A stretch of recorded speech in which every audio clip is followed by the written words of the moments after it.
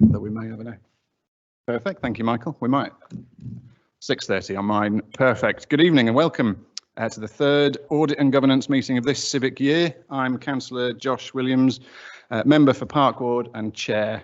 Apologies, it's so cold in this room this evening. We might move fairly quickly. I'll read the webcast notice.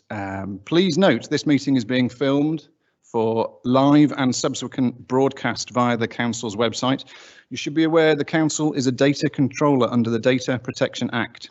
Data collected during a webcast will be retained in accordance with the Council's published policy.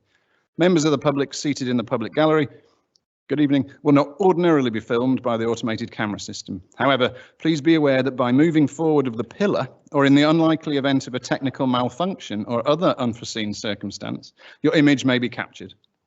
By entering the room, you are consenting to being filmed and to using the images and sound recordings for webcasting and/or training purposes. Thank you. Good evening, everybody. Number one, do we have any declarations of interest this evening? Thank you very much. Shaking heads and noes. We'll move on to item 2, the minutes. Members were all present at the last meeting. Thank you very much. There's a couple of things I'll draw members' attention to. It was minuted we would reconsider the performance and monitoring report. We'll discuss that later on agenda item number 9.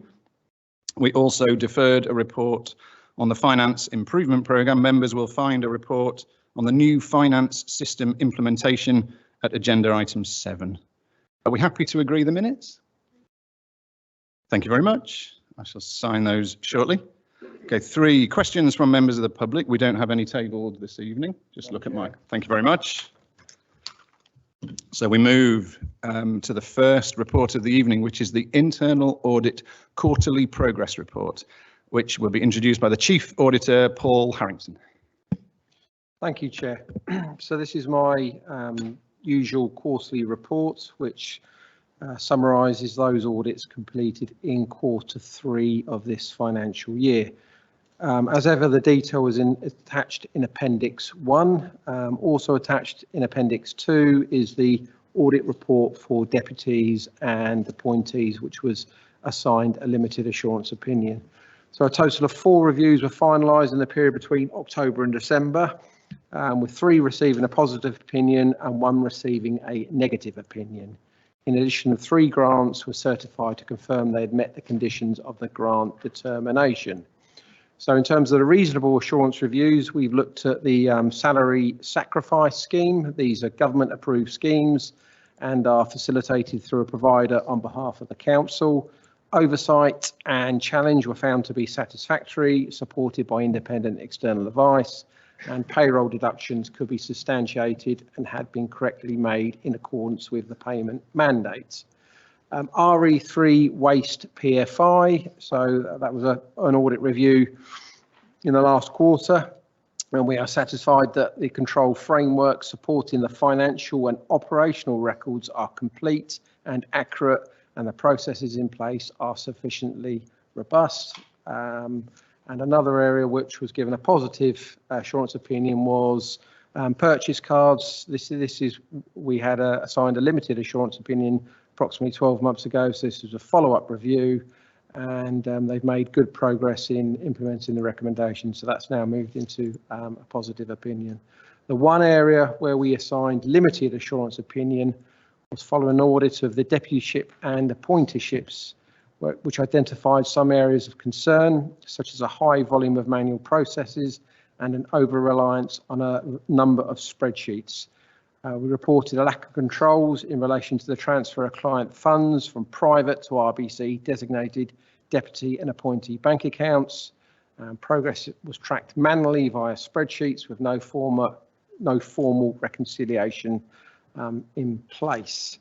In addition to the planned audits we do, we also provide some consultancy work. So we've been in various projects throughout the last quarter, such as the SharePoint strategy, Office 365. We've also attended the Finance Transformation and Systems Board, and we've been involved in the finance system design workshops. That was all in Q3. In terms of resources, we've been stretched over the last quarter, but As of this month, as of January, we are now back up to full complement of staff. So the report in Appendix 1, as I say, that gives all the detail. It also shows where we are with the plan for this year, and it provides a summary of the investigations conducted to date by the corporate investigations team. That's me. Any questions? Thank you very much. It's good news on staffing. We are asked to consider the report. We've got 4 reviews, 3 with a positive opinion, 1 receiving negative around deputyship. Any comments, thoughts or questions? Councillor Edwards? Apologies, everybody. I really welcome the further assurance that has gone into making this report and making it a little bit more thorough. Although I think this could be probably strengthened for the future. The only thing is that I have a problem with is the report on the deputyship and appointmentship and the assurance limited. I do worry about this because this is dealing with some very vulnerable people, and also with some sort of seems to be floating money all over the place. And I would like some sort of assurance that this will change and we can manage it better. Thank you. Thank you very much. Would anyone else like to comment, or I'll pass back to the Chief Auditor? No, not at the moment. Paul, is there any response? Darren, is there any response to Councillor Edwards' concerns? Yes, there is. So following the presentation of this report to the corporate management team last week, the Chief Executive has asked me to liaise with the Exec Director of Adult Services in order to do a review of the controls that are in place around appointeeship and significantly strengthen them, including considering whether there might be functions that could be undertaken within my core finance team around reconciliations and things like that in order to strengthen the separation of duties. So we will report back in due course because we haven't yet begun that piece of work, but I give you the assurance that Jackie has instructed us to do that as a matter of urgency. Thank you very much. Councillor Edwards, are you happy with that answer? Is that something you'd like to see reported back? Oh, I do. I do. Yes, very much so. Thank you very much. Makes me feel a little bit more confident with what you've just explained. Thank you. Excellent. Thank you very much. Is that something we could have a small update on at a future meeting? Thank you. I might draw members' attention before we finish this item to section 3.9, because we have a fraud investigation team, or a corporate investigations team, as it's called in the report. As I understand it, we're lucky to have this team. Not every local authority does. It's not a statutory requirement. However, we know fraud goes on from the highest level of government PPE contracts right down to section 106 payments slipping into the wrong bank account. I'm interested in whether we as members have got that broader picture of fraud being conducted on residents' money that's being spent by the council. It's not catching fraud for the sake of it. Money fraudulently acquired is money someone in need therefore didn't receive. So this is a really important team for us. I understand that we can't receive reports on current and ongoing investigations. That wouldn't be appropriate for obvious reasons. But I wondered whether members have got any thoughts. Is there any more information they'd like to receive on this? Any questions they're interested in raising? You don't have to, but I'm looking down the line. Oh, Councillor Emberson. Yeah, I think it's always been very comprehensive in the report, and of course the team were on the telly. I can't remember the name of the programme in relation to fraud as well. So, you know, perhaps we should do more to note it at the committee. I think in the past we would refer to that section quite a lot, especially in terms of the right to buy fraud, which is obviously bringing back stock for those that need it. But for me, I think it's comprehensive, as is, Chair. Perfect. Thank you, Councillor Emerson. Has anyone else got any thoughts before we move on? No, no one's indicating. Well, thank you very much to our officers, both in internal audit and in the corporate investigations team. Are we happy with the recommended actions and that we have considered the report? Everyone's nodding. Thank you very much. Item 5 on our agenda is the corporate peer challenge with a report and an action plan associated. Do we have an officer to introduce this one, or are we? Yes, Chair. We do. On my left, thank you very much. Thank you very much. So, members, I present to you the peer review report and actions to note. You will note that the peer review was carried out in June 22, initial report given at the time, final report in September of that year, and that's at Appendix 1. You'll note also that a plan was produced in response and is being actioned, and you'll see that from Appendix 2. Of course, the whole of the plan has not yet been actioned. Many of the things will take time to do. That action plan is overseen by the corporate management team, which is Chief Exec's Board of Officers, and of course reported on a regular basis. You'll also note that there is a check-in session from the LGA, which is being arranged at this moment in time for a month or two's time. They come along just to check where we got to on the report itself. Just pulling some things out of the report itself to note, you'll have seen the rigour for the LGA. I've done a couple of peer reviews, so I know the rigour that goes into these sorts of things, and they are very useful. You'll note that they say that there was an enormous amount of hard work done to stabilise the organisation over the years, and they gave recognised the hard work of the Chief Exec to help bring that to being. That needed a strong internal focus of necessity, but they also noted that now potentially we're to a reset point for many different reasons, including having a new Chief Exec in there.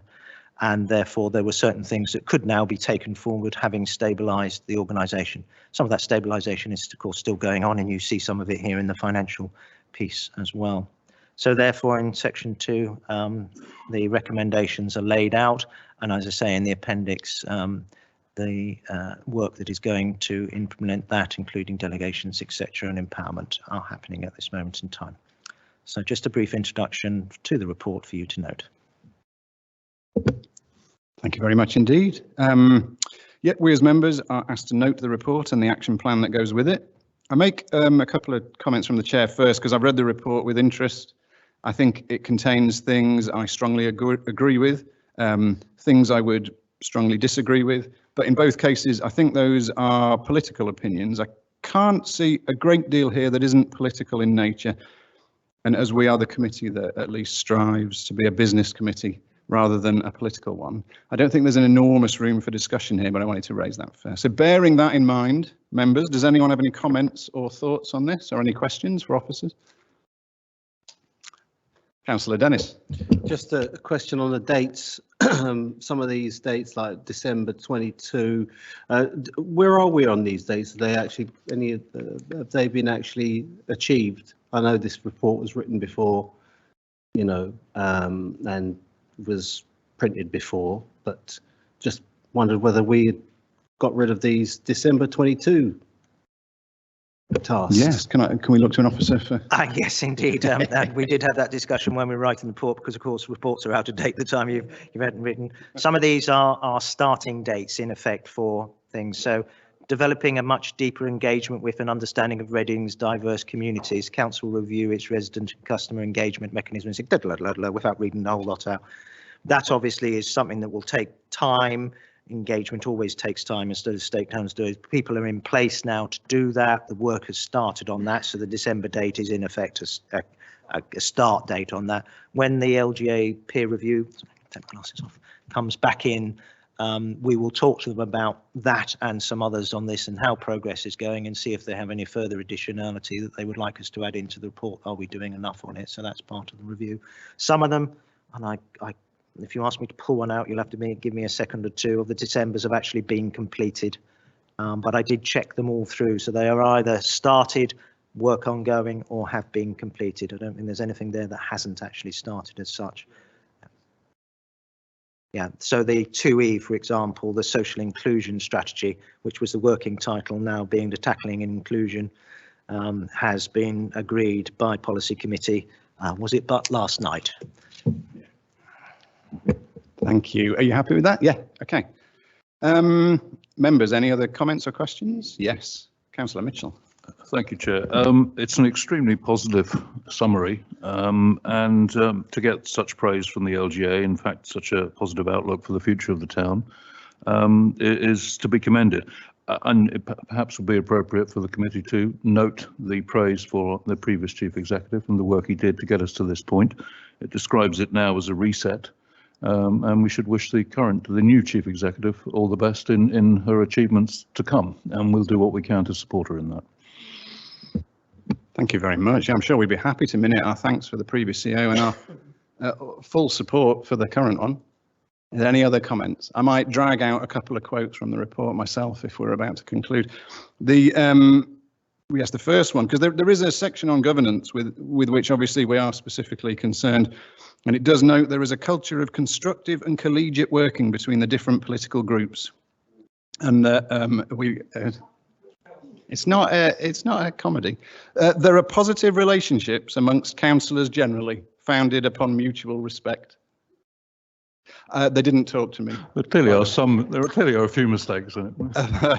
But more importantly, and I think one we do want to underline, is 4.5 notes that staff across the council have worked tirelessly over a sustained period, contending with the many and varied challenges that have been faced in both the borough and the organisation. So I'm sure as a committee we want to underline that. Are we happy with the recommended actions? We are. Nods all round. Thank you very much. And thank you for the introduction. We move on to item 6, which is the Strategic Risk Register. No, I don't know who's doing an introduction for. Hello, an introduction from Robin Pringle. Thank you. Good evening. Thank you, Chair. The report and the attached register outlines the progress with the strategic risks that were reported to this committee for quarters 1 and quarters 2, and shows the actions that have been undertaken during quarter 3 and the resultant risks going forward into quarter 4. Each risk was reviewed and the individual risk with the individual risk owners, and then further reviewed by the corporate management team. This has led to 3 risks being de-escalated from the strategic risk register to the directorate risk registers. 3 risks have also been combined into a single risk. That's the failure to safeguard vulnerable adults and children. And a new risk has been added, which is the lack of local special education needs and disabilities placement provision. This has resulted in the reduction of a number of risks on the strategic risk register from 15 to 11. There are now 2 red risks remaining, the new SEND risk and the risk of loss from cyber attacks. The latter of the 2, the score has reduced following further mitigations which have been put in place. A previous red risk, titled failure to deliver zero carbon commitments, has been reduced following mitigating actions and this quarter's review. Furthermore, we are looking at developing the reporting format to try and separate ongoing controls from those new actions that are required to help to reduce or manage risks. And finally, we're also looking at how we can better capture the range of underpinning information that has led to the risk scores. Thank you. Perfect. Thank you very much. I think the separation of single actions and ongoing actions would be really useful. We are asked to review and agree the council's risk register. I'll come back to those recommended actions in a bit, maybe. This is the increased register with new and amended items and the new format we saw last meeting. We've got 5 either dropped or merged and 1 added.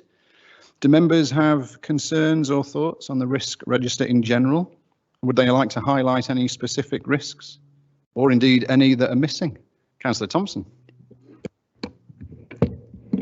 Thank you, Chair. I'm sorry that the detail may not be what you're aware of, but I just wondered if you could say something about the background to the addition of the lack of local special educational needs, if it's added to the register because there's more demand for these services, or have some placements been lost, have some service providers or service placements gone. I just wondered if you could talk a little bit more about that. Thank you, Councillor. Yes, if we have that. Yeah, certainly. I'm not the expert on this, but I mean, it was discussed at our last CMT. It's not a loss of placements. It is an increased demand on services. The Director of Education was more eloquent about how to describe all the complex scenarios that have arrived, but we are seeing greater demand on our schools, more complex demand, not helped by what was the COVID isolation and the children with particular challenging behaviour. That isolation from the social interaction has made it more difficult for schools to manage within that environment. And in fact, it is. I mean, I think some of you will have seen on the news. There's quite a national challenge with SEND placements and the ability for local schools to be able to provide what's needed. Thank you very much. Could I look to Darren Carter as well? Yes, so I actually agreed with the Director of Education that we should add this as a red risk onto the strategic risk register. Members may be aware that the dedicated schools grant high needs block in Reading is currently in deficit. We have a deficit running into, it's £3 million plus, and at the moment we haven't got a deficit recovery plan that brings that back into balance. We are one of 55 local authorities who have been invited by the DfE to join something called their Delivering a Better Value scheme, which is targeted at understanding the data behind what's happening with pupils with special education needs and the provision of services to them, because they recognise that this is a national issue. It's by no means specific to Reading. As I said, we're one of 55 who are working with them as part of that pilot programme. So I agree, it is a strategic risk. It's a significant financial pressure, and it's a significant pressure in terms of the provision of appropriate placements for these young people. Now, we've added it to the risk register. We will report back in due course on progress towards that. Thank you very much. Councillor, was that enough information for you? Perfect. Councillor Dennis. Thank you, Chair. Yes, thank you for this report. Yeah, excellent report. I just wanted to mention the cyber risk, given that, you know, a number of organisations, including, say, the post office, you know, hit by this, and we rely so much on our IT infrastructure to deliver the services and to be efficient and save money. And if it kind of went wrong, we would be in a pretty bad way. So I'm just wanted reassurance as to what's being done. I mean, I noticed we have 16 items here. Is that what I'm reading right? Is it 16 issues? Is it? Sorry, is that that's the risk of cyber attack. You have it. Is it? They've got a score of 16 against it. Yeah, you know, that's the residual risk. So it's a numeric, in effect, the numeric likelihood of it happening. It's a way of scoring. Okay, Charlie? so it doesn't pertain to any specific. Not numbers, no. Charlie? Yes, I'll pass to Charlie and then Mike if we need. Thank you. Chair, if I may, so since both IT and IT Information Governance come under my directorate, I might be able to help. So the view is that, from my view and professional view, I've been in the IT industry for too many years, that actually our IT department run very close on this, and we have an awful lot going on to try and keep us safe. Unfortunately, in today's world, you can never be totally safe, and actually a lot of it is potentially what people do as distinct from what the system does. You click on an attachment that you shouldn't be looking at, you bring something in that you shouldn't be doing. That tends to be quite a way in. However, you'll have noted, and as you said yourself, there's been quite a few organisations that have gone down to cyber attacks recently, including council that lost, not that far away from where you just came from, their data all their data over several weeks and costs them millions to get back on again. But we have a rigorous system here, but as I say, you can never be totally safe. We have got ongoing changes coming up that will improve that. We always do. In fact, we have a capital bid in at this moment in time for this year's MTFS, not that I'm plugging it to lead councillor, to continue that improvement for our network and security systems, which I know we will take forward. But the issue is that the risk is becoming higher, and actually the risk to government is becoming higher as well for various different reasons. So although on one side of the house you have us doing an awful lot more to mitigate the risk, the potential for the risk is becoming higher as well, and therefore the risk overall stays the same, if that makes sense. If the risk in the environment hadn't gone up, i.e. if the amount of times that people were trying to get into systems hadn't gone up, then what we were doing would have actually reduced the risk, but it has, so it's balancing us back out. It's like the Cold War, for those of us old enough to remember that. One side does something and the other side does something else, and it's never-ending game to keep us going. But we have got, I can assure you, we've probably got one of the better across councils than I've seen in a long while. Thank you very much. Councillor Dennis, I've got something to say, but yeah, please come back. I just wanted to just come back on the issue of you know, a lot of these risk is to do with staff, you know, clicking on something, etc., etc. Open up some sort of Trojan or some sort of virus. What's the situation with staff training? Is there mandatory training for cyber?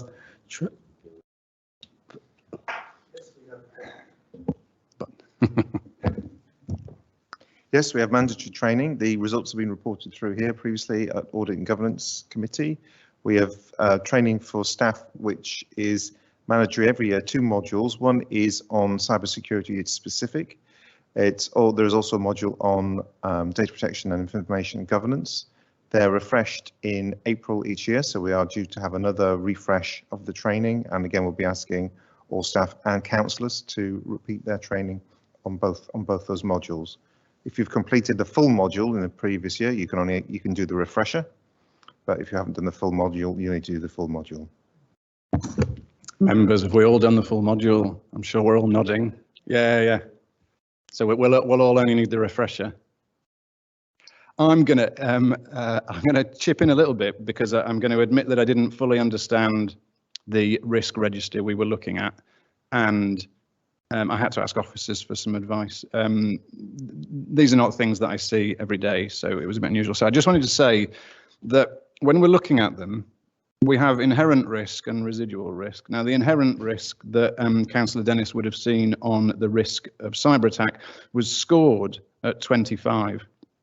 However, the residual risk is scored lower, down at 16, and that is the risk if we undertake all of the mitigating actions that sit underneath it. So providing we do all of these things, which may be one-off actions or they may be ongoing, maybe training we do every year, provided we do all of that, then that risk drops down from 25 down to 16. But we do have to do all of these things to get down to that score. So we need to see as a committee those updates coming through. Are they being done, or is that score just sitting there and travelling on the same each time? So Councillor Dennis's questions are excellent because we need to see movement on all of these to assure ourselves that the residual risk score is correct. I hope I've said all that right. Officers can correct me. Yes, please, Mike.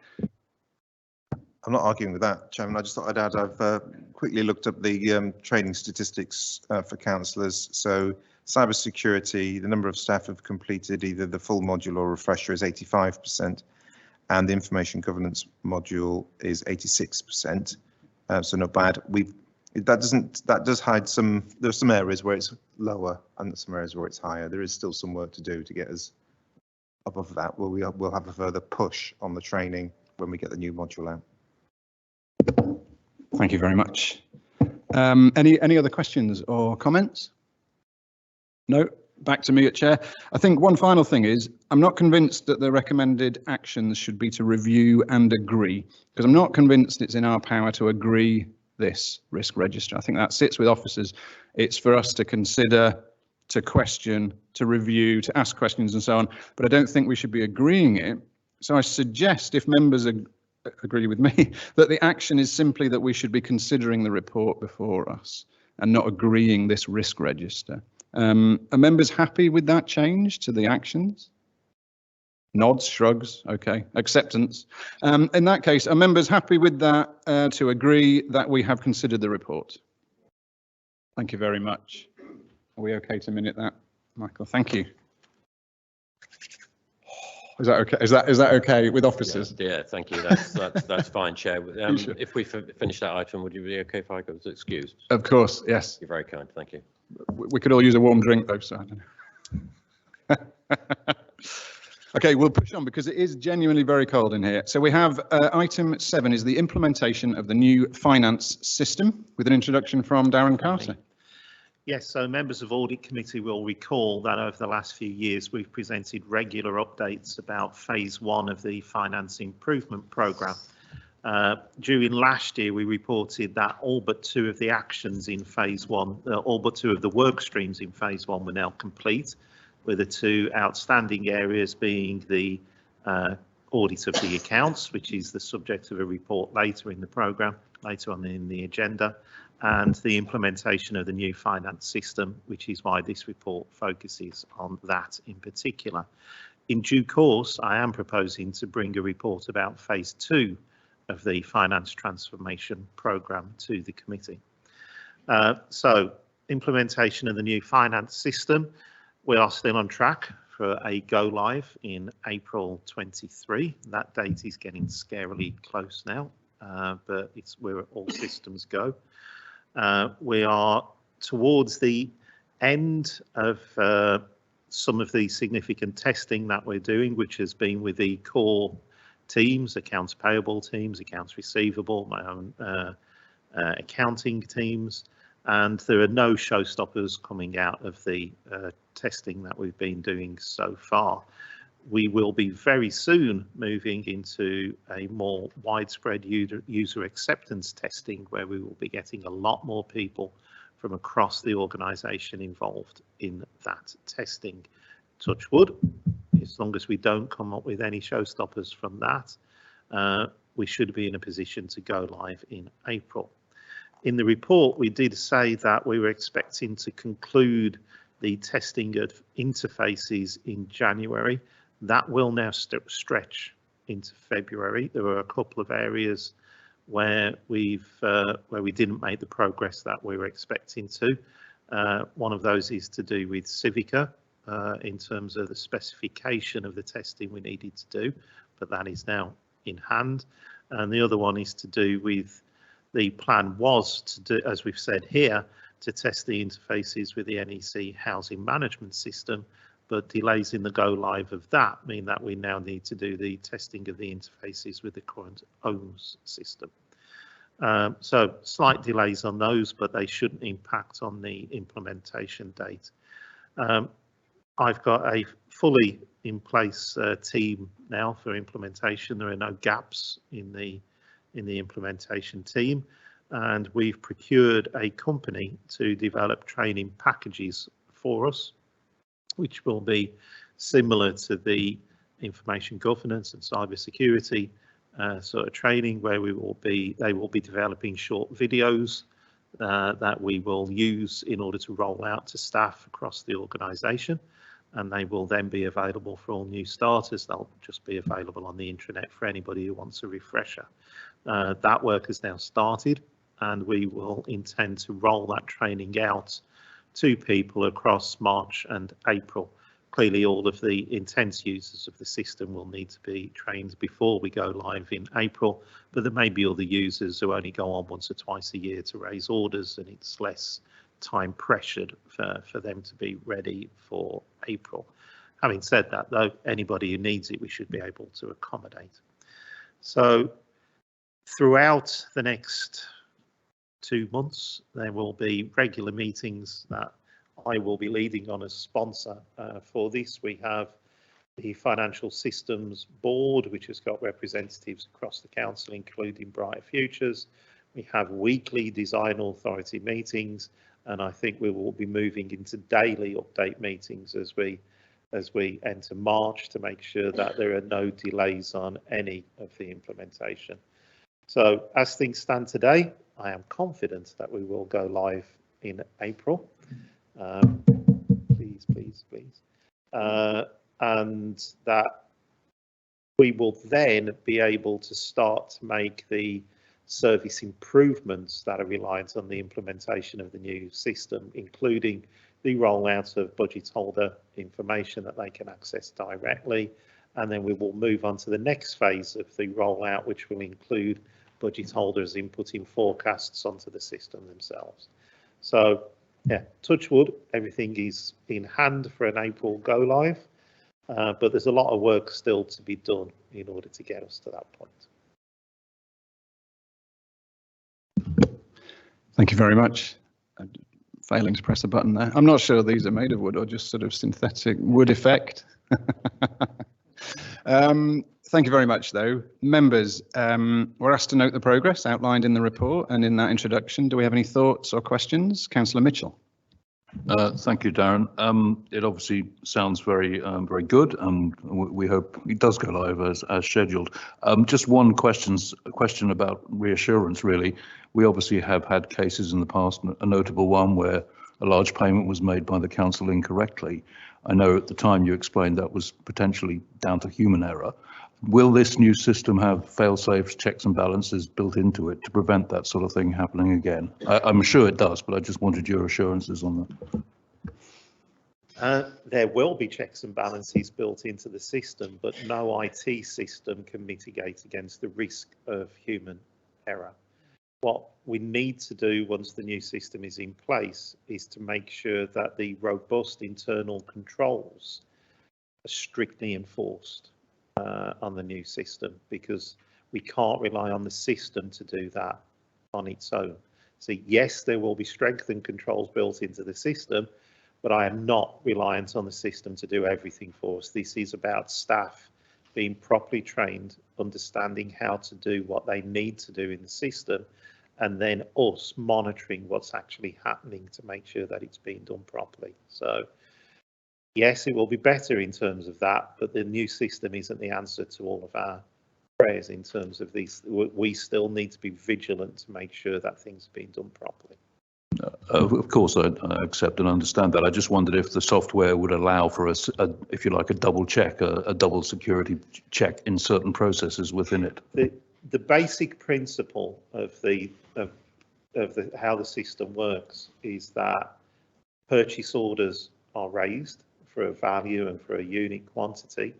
When the goods are received, a goods received is input into the system, and then when an invoice is received, it is matched against that purchase order and a check made that the goods have been received.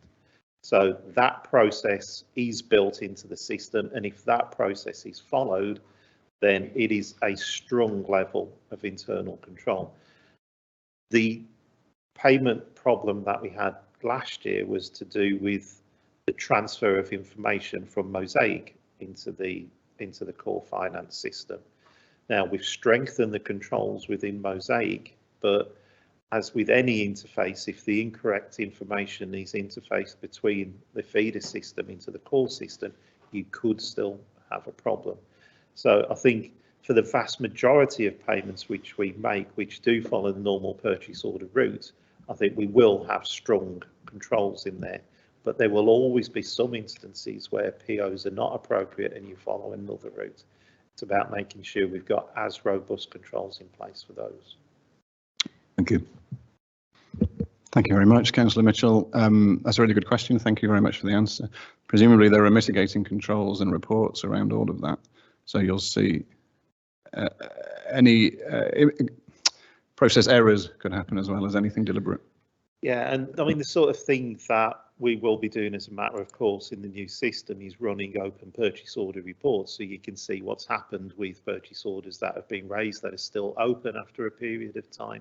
We will be actively pursuing those to make sure that not only in terms of payments, but because in terms of financial reporting, we rely on that purchase order triggering a commitment in the accounting system, we will then be using that to inform our financial projections. So it's not just about the robustness of the data for making sure payments are right. It's about ensuring robust data for our financial projections. Now, some of that is a bit of a culture change for Reading, because we've got a purchase order system at the moment. I think there have been weaknesses in terms of the maintenance of that open PO system, and we tend, at the moment, the receipting of a purchase order doesn't trigger an automatic transaction within the general ledger. In the new system, it will.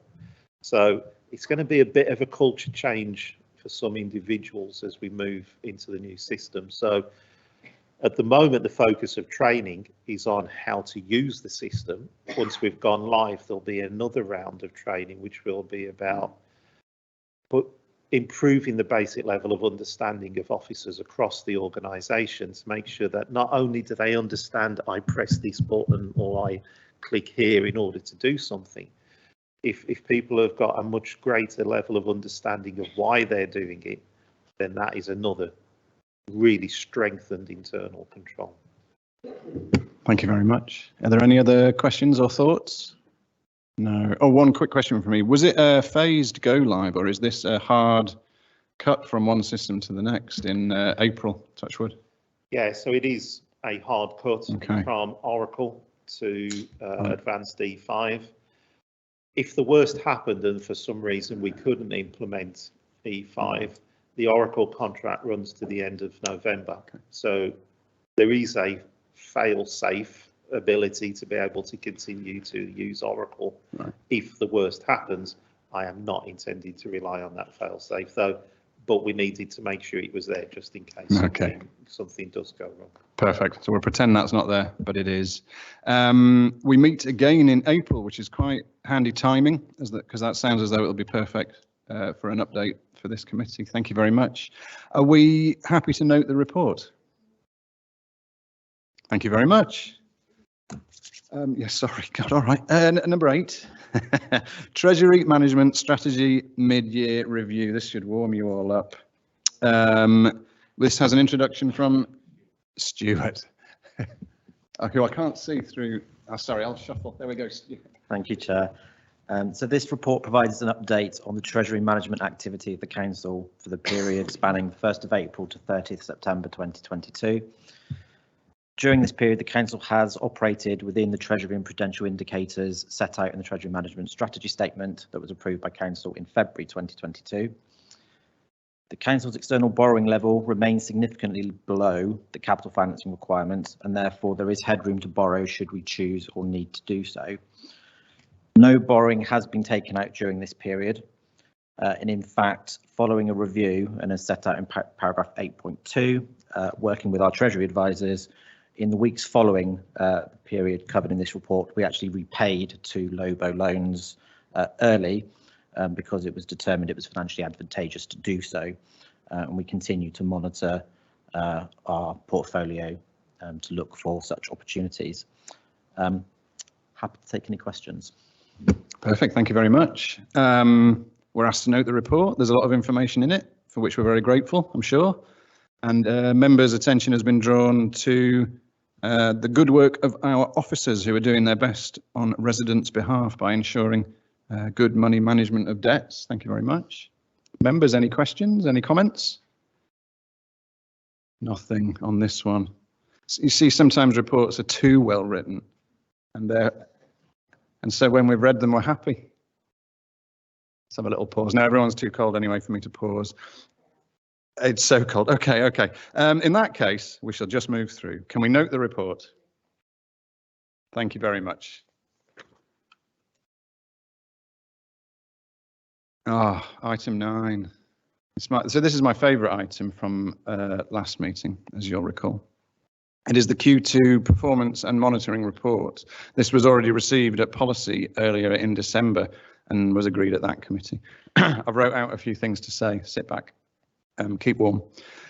Having done a bit of digging and spoken to officers, thanks for their help since the last meeting, I've got a better understanding of this. The previous chair requested this report return to Audit and Governance in a response to the invitation from EY to sign the assurance letter in which they ask How does the Audit Committee satisfy itself that it is appropriate to adopt the going concern basis in preparing the financial statements? And Councillor Stevens replied, this was based on the quarterly budget monitoring reports, and that he would ensure that Audit and Governance resume receiving them, as we hadn't for some time. But the question of the going concern basis remains in the most recent request from EY.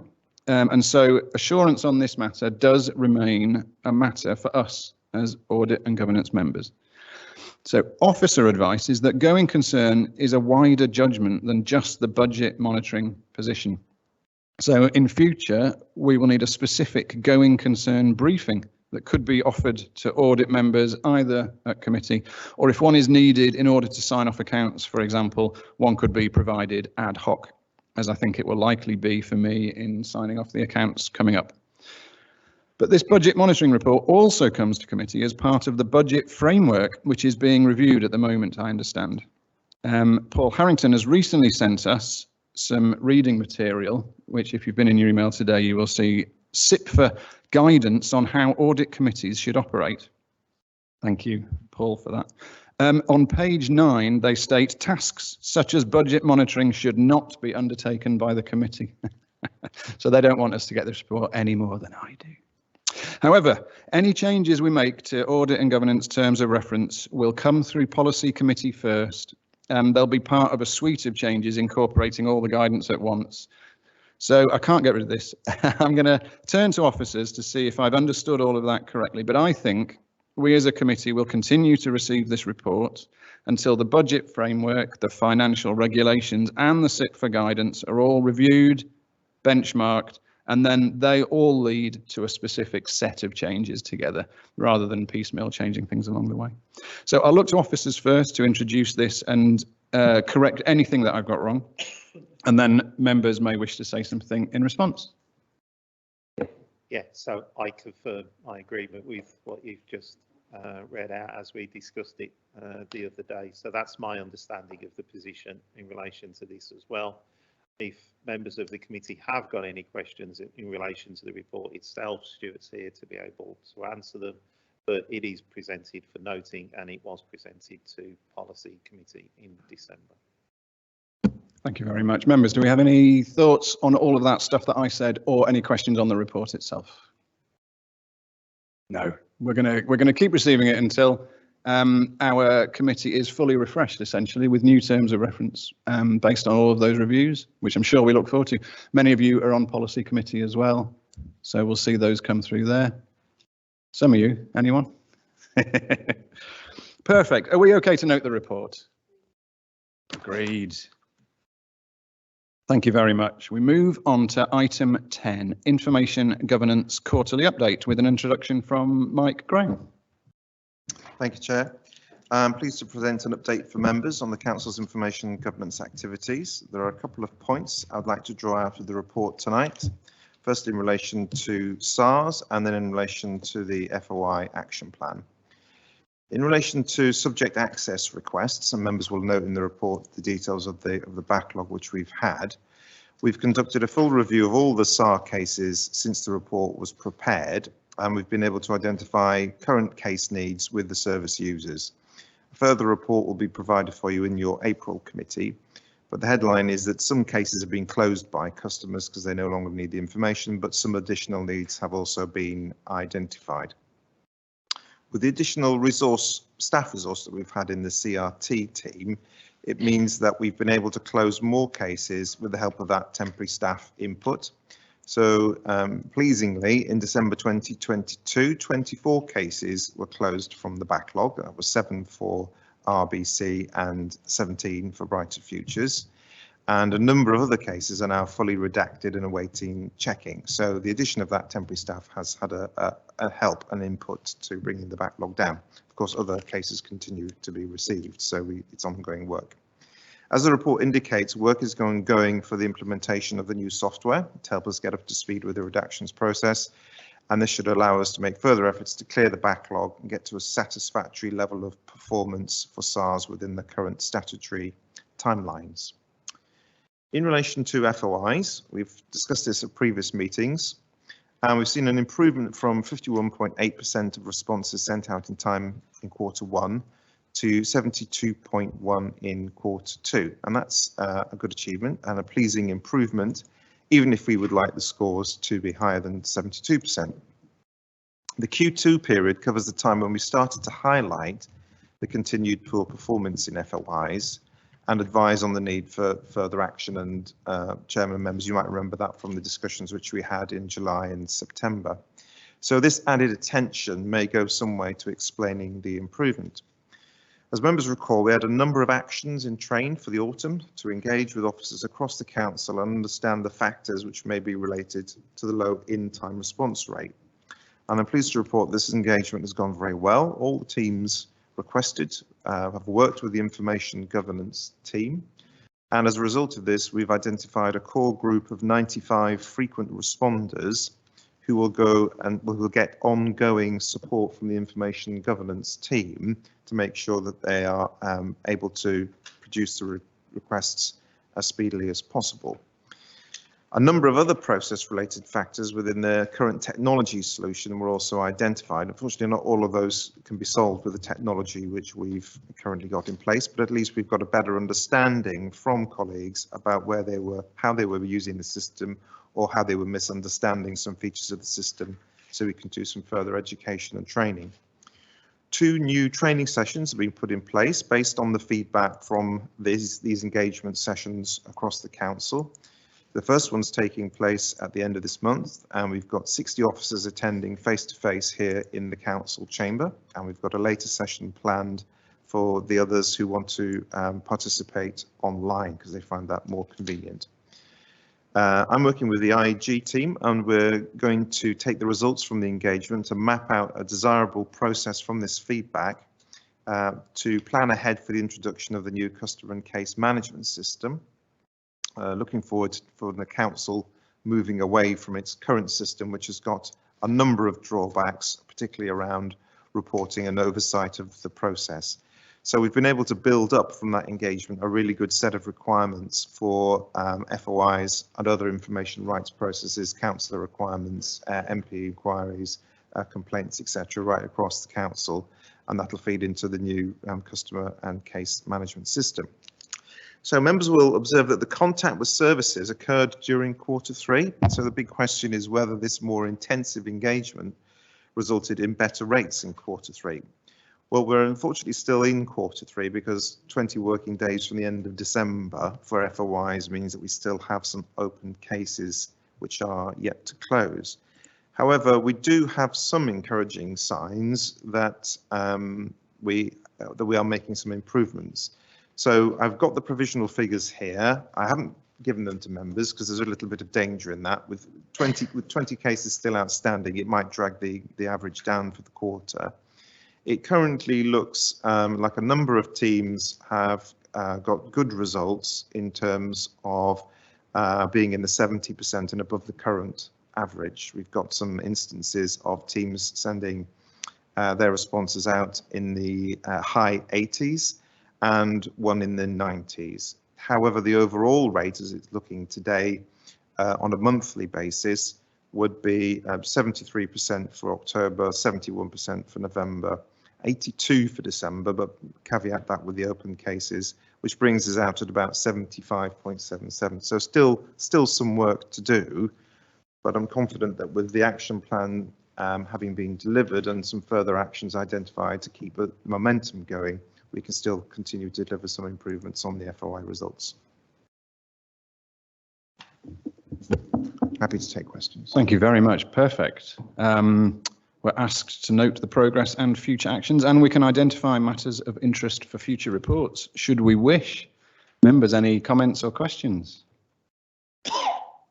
No, I might highlight. Well, I think first of all, thank you, because we are going in the right direction. I don't think it was 58% at the last meeting. I think it was 63. I think you corrected it in the meeting. Yeah. So we're up from 63 to 72, and it sounds as though that 72 figure will potentially increase.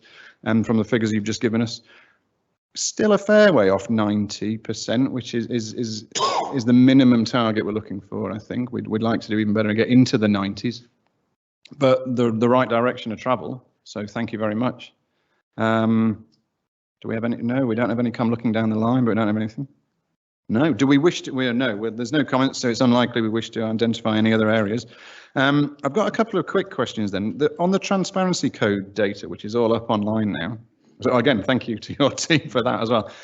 It's in the main. It's the most relevant data for the quarter or the year that we've just passed, and it doesn't have historic data going back. Is there a plan to put historic data up?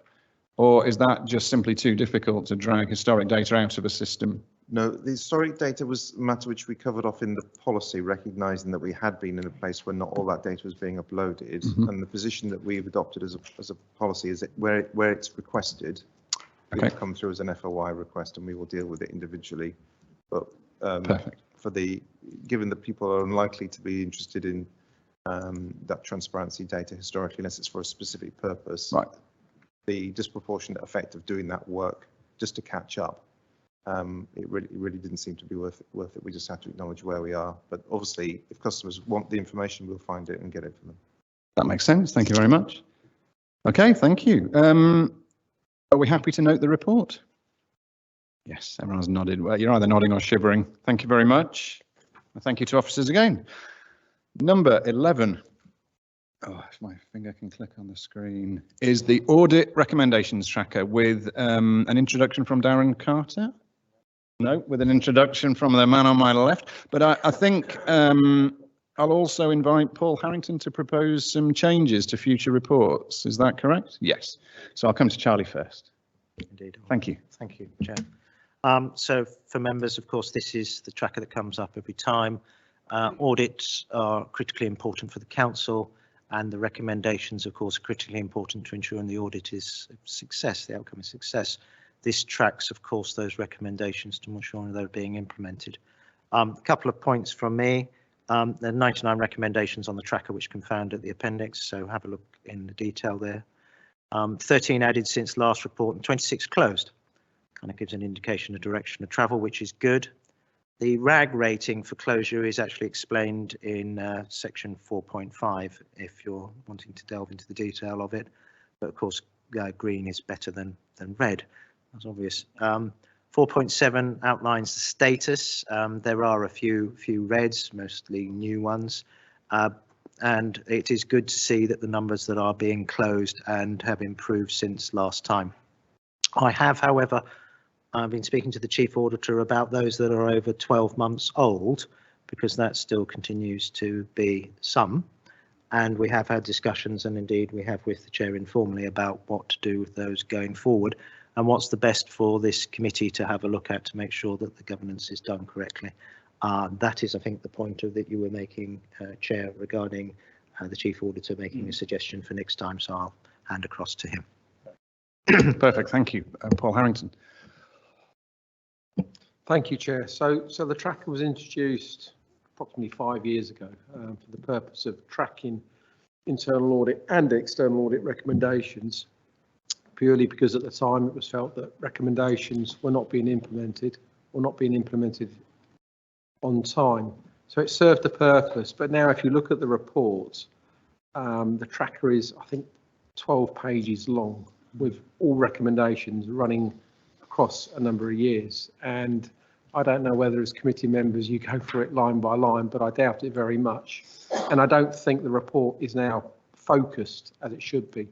So my proposal is that we report back to this committee each quarter on those recommendations that relate to limited or no assurance reports. So it's very focused on areas that we're concerned about as internal auditors, rather than listing every single recommendation. As a minimum, this will half the size of the report, probably reduce it a lot further, but it'd be very, very focused. And then we can go through, if need be, recommendations on a line-by-line basis. But at the moment, I think it's just too much. That's my suggestion going forward. Thank you very much. I mean, from the Chair, I agree. It's not in a format that is doing what it needs to do for us at the moment, I don't think. But members, do you have any thoughts on the report that is before us? And do you have any thoughts or questions or anything on how future reports might look? So the suggestion is that we focus in on those recommendations that are of the most import. Councillor Emberson.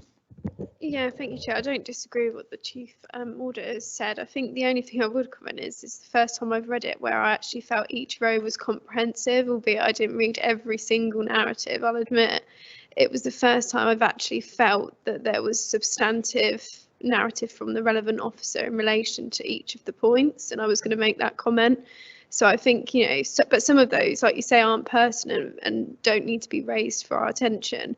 But I think, you know, I'm happy to go with your recommendation on the basis that we get comprehensive, substantive narratives, because there have been times where they've been untimely or the same for 3 audit and governances in a row. So I think as long as we can put that on officers who fill those out, then I'm happy with that approach, Chair. Yeah, it's a good point. We get a little piece of text from each officer or director, don't we, alongside each, and those are really important to us to understand those, or at least understand what's been done. Does anyone else have any thoughts? Councillor Terry? Well, I was only going to reflect that, I mean, it's a shame, isn't it, if we're just thinking that it's probably just getting to the quality that we want to see. But nonetheless, if we reflect on a number of things that we've seen just tonight, like from, you know, the LGA peer review, you know, other things that have come through, I think there's a certain, and the Chief Auditor's report, I think last time, where we were able to say for the first time of, you know, giving us a sort of higher level of assurance about things. I think we can say in some confidence that we seem to have moved to a place where things are more reassuring than they were before. And so perhaps we can, in terms of a governance role here, take a view that says that feels like the right next step to make. The only thing I think I might say is that there could be a sudden tail off of all council officers thinking they don't have to do the replies. So I wanted just to check whether there would be an internal process where you would get a more full report to keep reassuring you on all of those, even if we then had a, you know, a more truncated version of it that was just focused on those areas that you highlighted. It may be that in due course the corporate management team might decide that it could lower that, but we don't have their view about it as such. So I think I would just question that. Certainly as committee member, you know, we want to be able to get to the heart of things that matter. And if we're, you know, overloaded with information, that makes it harder and we wouldn't be able to do the job well enough. But I would just caution a little bit before we just go, don't do it at all. So I think for committee, I'd be happy to support what was being recommended, but maybe just to go send that back with but you are going to keep track yourselves for a bit longer at least before that stops as a full process. Thank you, Councillor Terry. I think I agree with all of that. I think we are feeling more assurance at the moment. This is the right time to focus in on stuff that is really important. I suspect that senior managers would agree and probably want to take the same steps rather than going through all of those lines as well. But maybe I could pass. Would you like to respond to Councillor Terry? Yeah, thank you for your question, Councillor Terry. I thought it was a really, really good question.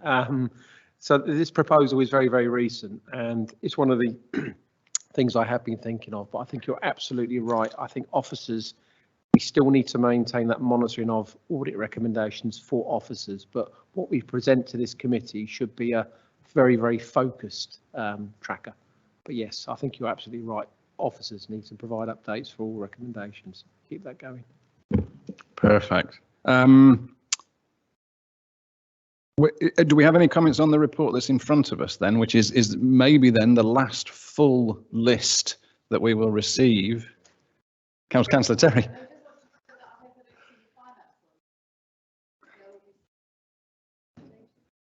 It'll all be done by April.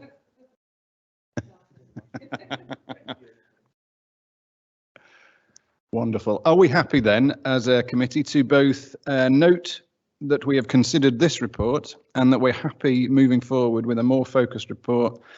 I guess if at some point we are unhappy that becomes too focused, providing officers are maintaining the full list, we can always broaden our scope back out. So we have that flexibility, but for the time being, we are ready to focus in on some important issues. Thank you very much. That's noted. Item 12. I'm getting very cold now. Next up is the accounts update, which always warms us up, with an introduction from Mark Sanders. Good evening, Chair. Good evening, everybody. I'll try my best to warm myself up and you guys as well. Just short update from me on the progress on the accounts process. You'll be aware that our work continues to focus on bringing the whole accounts progress and process up to date, and we're working on that aim with the external auditors EY throughout. Maintaining dedicated and experienced staff on the team from both sides of our teams. In order to do this, we're doing somewhat the unthinkable. I'm trying to work on 3 sets of accounts at the same time. Never done that in my career before, fortunately, I will probably say, but nevertheless, it's the way we have to work to bring the accounts process up to date. So the 3 sets, of course, are 1920, 2021 and 21-22. So if I begin with 1920, this has been ongoing for quite a long time. It's currently paused, where we're reviewing a temporary statutory override to how we account for infrastructure assets, which has just been put into force over the Christmas period, and SIPFA have issued updated guidance. We've reviewed all these things and we prepared our own briefing notes, which we're sharing with the external auditors to review and consider our position. We're aiming to make amendments to our draft accounts in light of new guidance has been issued, and hope to conclude that over the next month or so. There are no other significant issues arising from the 1920 accounts. There are very minor items as the work is concluding, and we're hoping that will be brought to a conclusion, say over the next month or so. Committee will recall, I think it's back in the summer, then approved a delegation to the chair in consultation with the director of finance to approve the accounts when we get to that stage. The 2021 accounts has been underway for audit field work since last August. There's a considerable amount of work that's been undertaken over those months, and it's still ongoing at the moment. There are large numbers of transactions that are sampled to gain assurance processes, and we're still working on that as we focus currently. The 2021-22 accounts is in the very early drafting stage. We can only progress so far with the 21-22 accounts until I've got feedback from the previous year's 2021 accounts, feedback from external auditors. So when I get that assurance through, when that process is completed, then we can move to producing draft accounts for 21-22, which again will roll us forward that much further. Haven't got a date for that at this point, but I'm looking at more towards the summer months to be in that position, or earlier if possible, to bring draft accounts before you and put them on for public record and public inspection. All of this comes in a framework where the national position in England for audit of accounts and sign off is somewhat delayed. There's a very low percentage, around 12% or so of the 21-22 audits are currently not signed off, mainly as a result of the infrastructure accounting issues. So there's pressures across the board in some of these areas.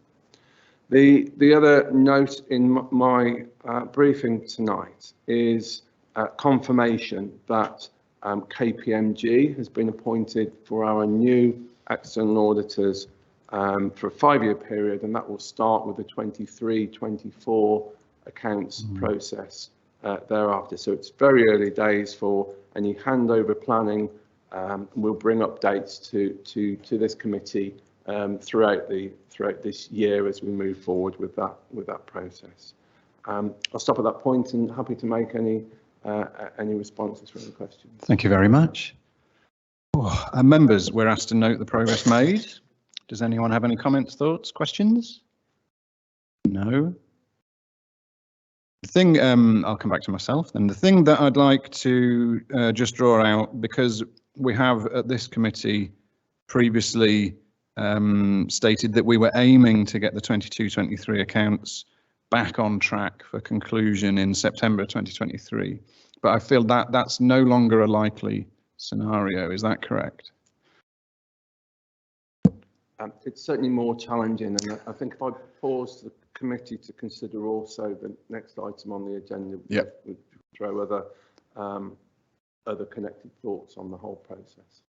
Happy to join and continue at that point. Perfect.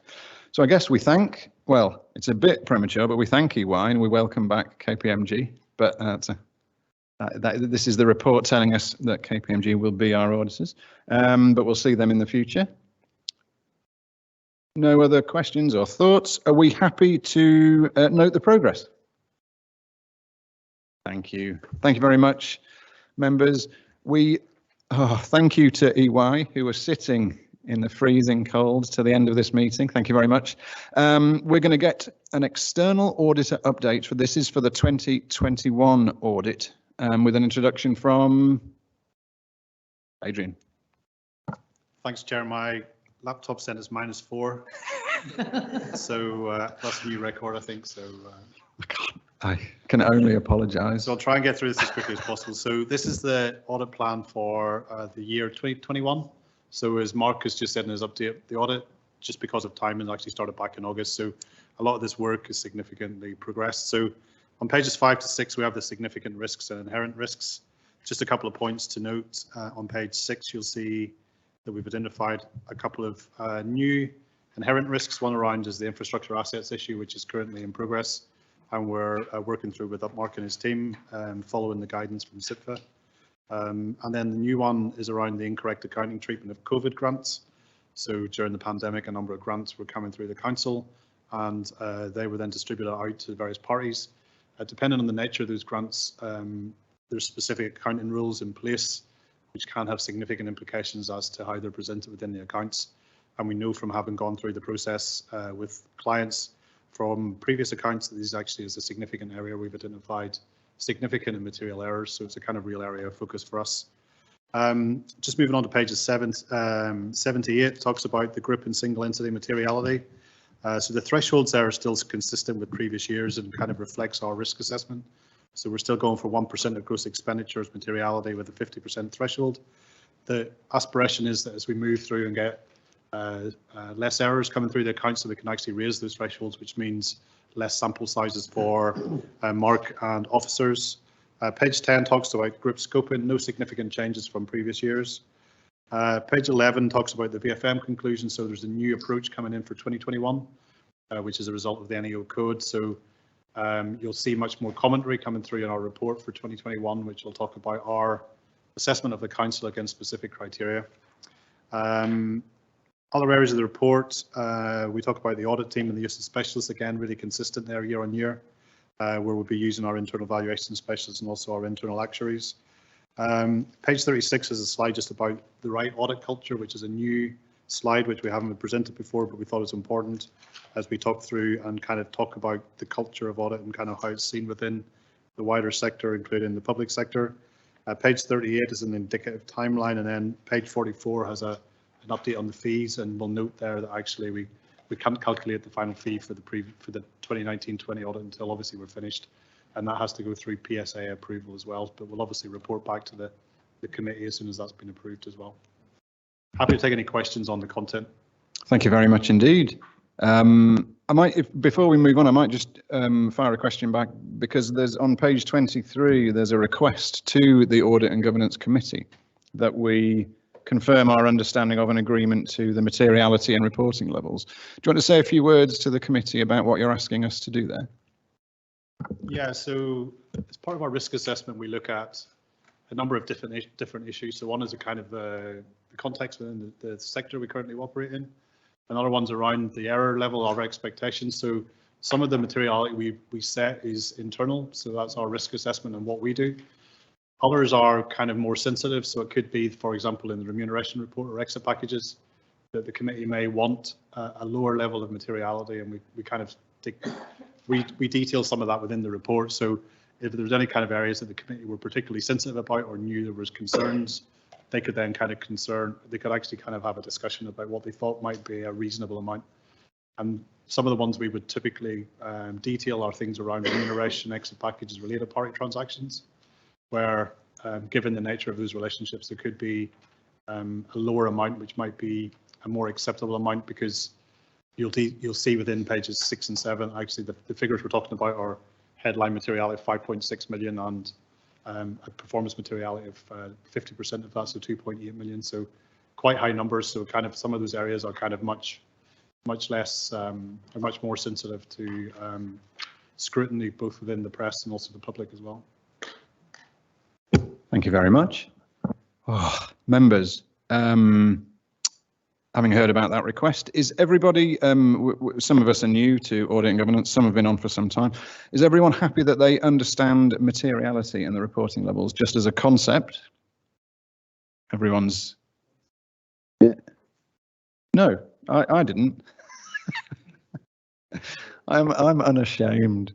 I think it would, I know it's cold, but I think we should get this right as we're about to discuss and agree.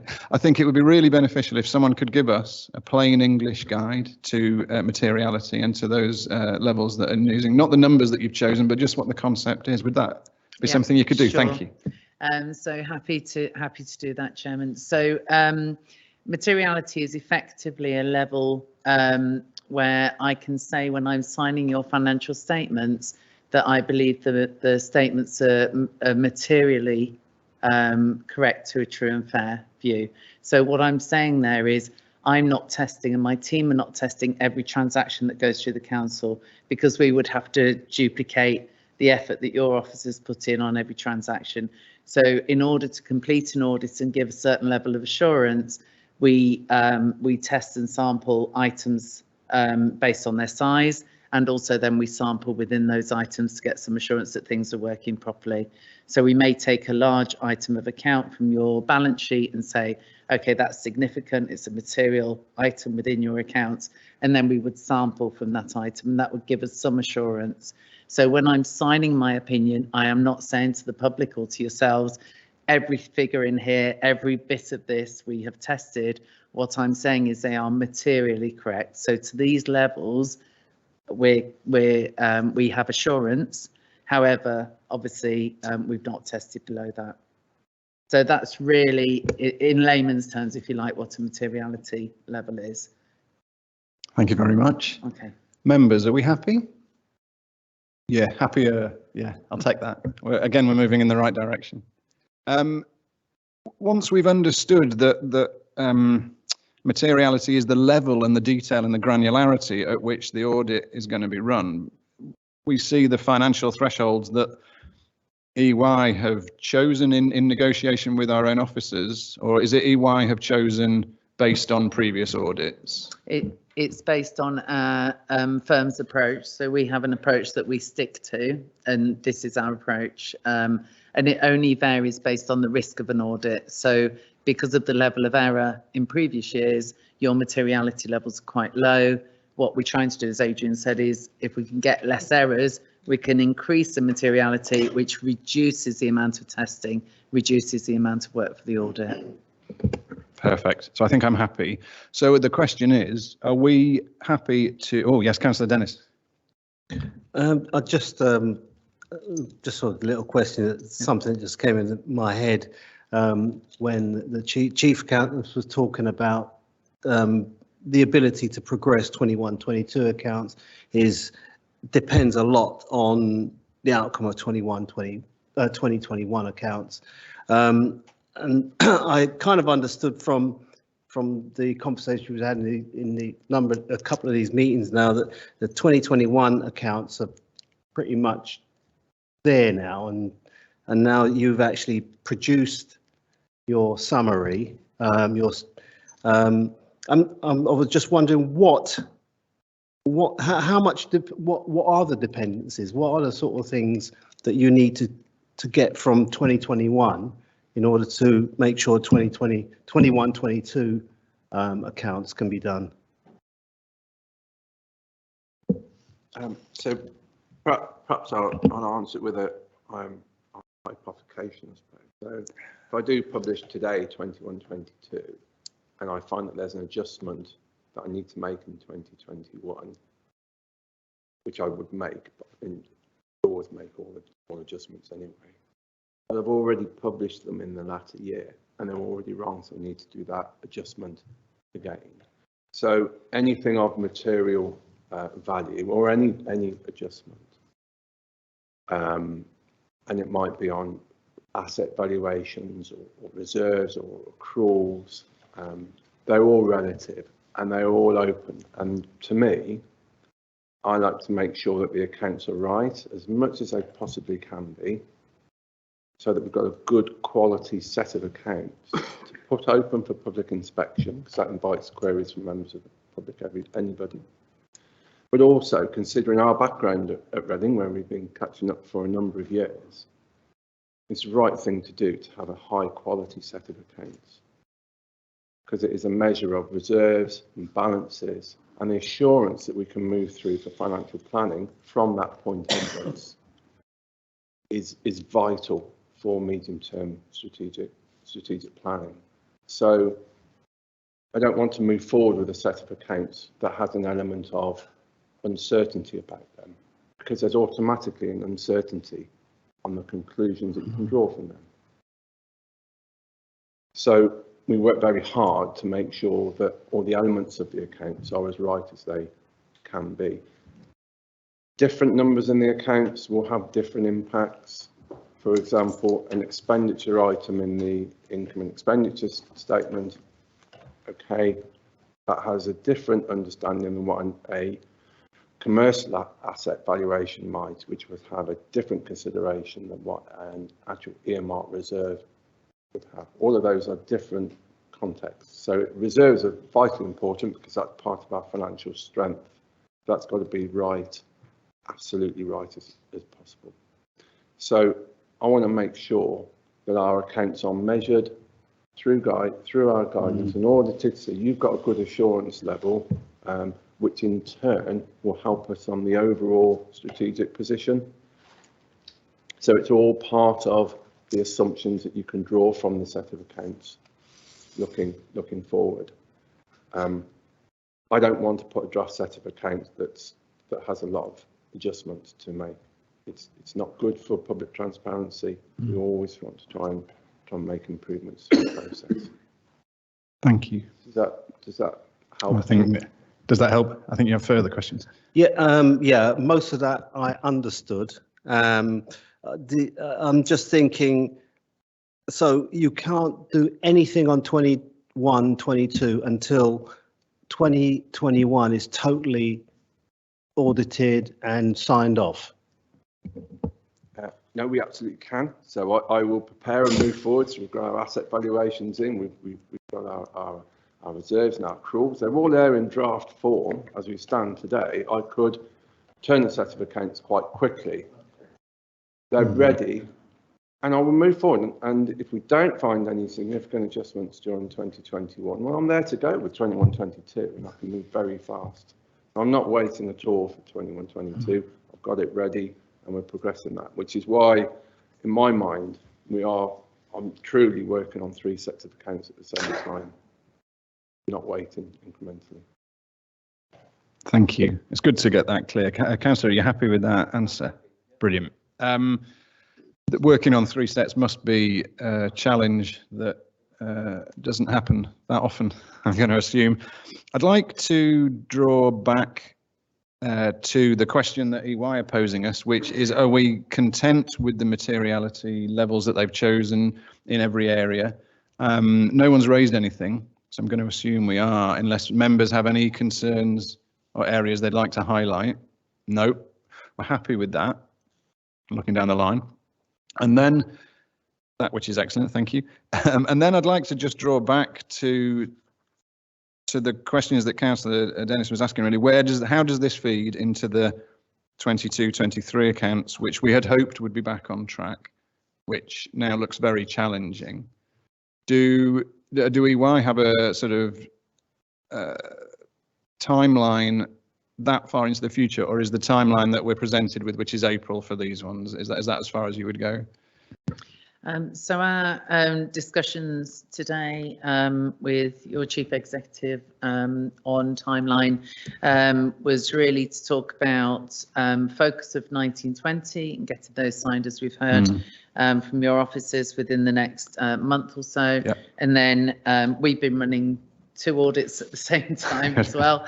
So then pulling 2021 together, with the hope of, as you've heard, then being able to move on to the 21-22 later into summer. So it really does then depend on how quickly your teams can get responses to us. Again, how strong those responses are, how good the documentation is, as to how quickly we can move forward. So at this stage, you know, if we can get 1920 signed out, 2021 signed out, and really crack into 21-22 into summer, autumn, I think that would be a huge achievement for this council. So what I can't do at this point is then comment on when we would get into 22-23, because it would really depend. We've already then got quite a few things that we're relying on in order to enable that to happen. So it wouldn't be right of me as an auditor to then try and project out 22-23. Okay, thank you very much. Well, I think we. Oh, yes, please, Karen. Sorry, Chair. Was just one of the topics we talked about today was just the degree of errors. So we're currently still seeing in 1920, you know, a larger number of errors than what we probably would like to see. So as we move into 2021, I think it's important to say that if we see those errors coming down, we can then revise our materiality potentially, and actually that would have a significant impact on the level of workload that Mark and his team would be required to do. So if that was the case, you know, we were able to kind of move in that direction.